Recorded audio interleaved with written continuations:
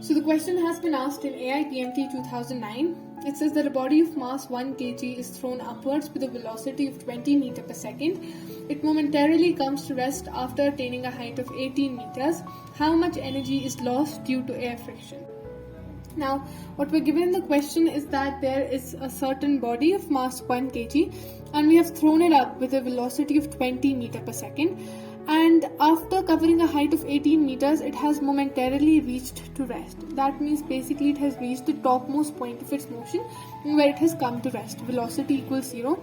We have to find the work done by the air friction or the energy that is lost because of the air friction.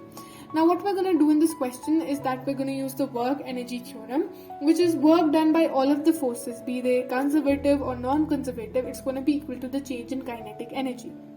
Now, if we talk about this particular situation, there are two major forces acting in there.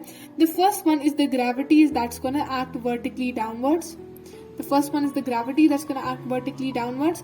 And then we are going to have the air friction that is going to oppose the motion of this particular ball. And that's also going to act downwards because the ball is going up. So air friction is going to act in the opposite direction. Right? So what we have to do here is that we have to calculate the sum of the work done by gravity as well as the force of friction, and that's going to be equal to the change in kinetic energy of the ball. Right? So if we look at this particular question, the first thing that we have to do is that we have to find the work that is done by the conservative force of gravity. So we know that the work done by gravity is equal to mgh.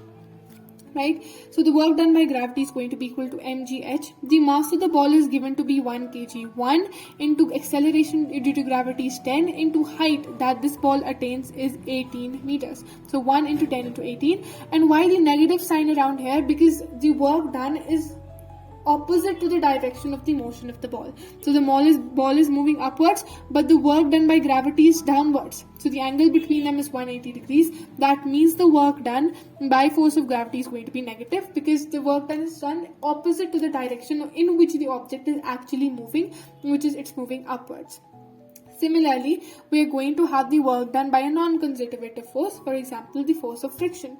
So work done by friction, it's going to be equal to the energy lost due to friction in the end. So work done by friction, that's something that we have to find out. It's also going to be negative. Why? Because friction is going to oppose the motion of the ball, and friction is a resistive force which is always taken as negative. So the ball is moving upwards, it's going to oppose its tendency of motion, it's going to act downwards. So that's going to be the work done by friction, and it's going to be equal to the change in kinetic energy. Change in kinetic energy is half m v square minus u square. Half m is going to remain constant, mass is going to remain constant no matter where it is. V square minus u square. Its final velocity is 0 and its initial velocity is 20 meters per second.